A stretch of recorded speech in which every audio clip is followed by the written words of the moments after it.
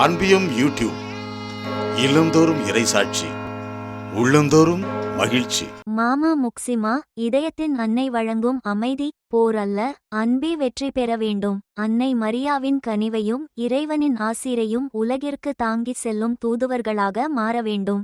April 19 ஞாயிறன்று ஆப்பிரிக்க நாடுகளுக்கான திருத்தூது பயணத்தின் ஒரு பகுதியாக அங்கோலா நாட்டில் உள்ள மக்சமா அன்னை மரியா திருத்தலத்தின் முன்புறம் அமைந்துள்ள திறந்தவெளியில் புனித செபமாலை வழிபாட்டு நிகழ்வு நடைபெற்றது.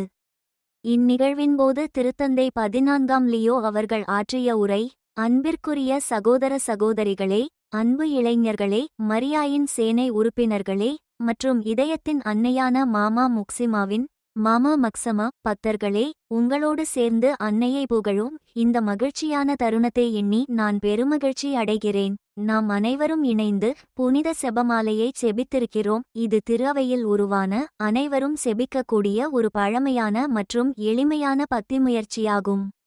புனித 2ஆம் ஜான் பால் அவர்கள் இதனை தொடக்ககால கிறிஸ்தவத்தின் புத்துணர்ச்சியை பாதுகாக்கும் செபம் என்றும், கிறிஸ்துவை உலகின் ஆண்டவராகவும் மீட்பராகவும் பறைசாற்றுவதற்கு இறைவனின் தூண்டுதலால் உருவான ஒரு வலிமையான செபம் என்றும் விவரித்துள்ளார்.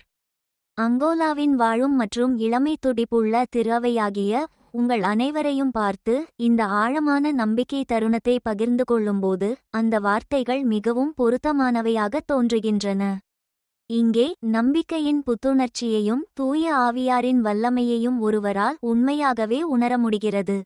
நம்பிக்கையின் சங்கமம், வரலாறும் வாழ்வும். பல நூற்றாண்டுகளாக இந்த நாட்டின் வரலாற்றில் மகிழ்ச்சியான மற்றும் வேதனையான தருணங்களில் பல ஆண்களும் பெண்களும் மன்றாடிய ஒரு திருத்தலத்தில் நாம் இப்போது கூடியிருக்கிறோம். இங்கே மாமா முக்சிமா எனப்படும் இதயத்தின் அன்னை திருஅவையின் இதயத்துடிப்பை அமைதியாக உயிர்ப்புடன் வைத்திருக்கிறார். அந்த இதயம் உங்கள் இதயங்களாலும் இன்னும் அன்பு செய்து, செபித்து, கொண்டாடி, அழுது, தொலைதூரத்தில் இருந்து கூட தங்கள் நம்பிக்கைகளையும் விண்ணப்பங்களையும் கடிதங்கள் மற்றும் செய்திகள் வழியாக ஒப்படைக்கின்ற எண்ணற்ற மக்களின் இதயங்களாலும் உருவானது. இதயத்தின் அன்னை அனைவரையும் வரவேற்கிறார், அனைவருக்கும் செவிசாய்க்கிறார், மேலும் அனைவருக்காகவும் செபிக்கிறார். இயேசுவின் வாழ்வின் மகிமை மறைவுண்மைகளை நாம் தியானித்தோம். அவருடைய மகிமையில் நமது இலக்கையும் அவருடைய அன்பில் நமது பணியையும் நாம் காண்கிறோம். கிறிஸ்து தமது உயிர்ப்பின் வழியாக சாவினை வென்று தந்தையிடம் செல்வதற்கான வழியை நமக்கு காட்டினார்.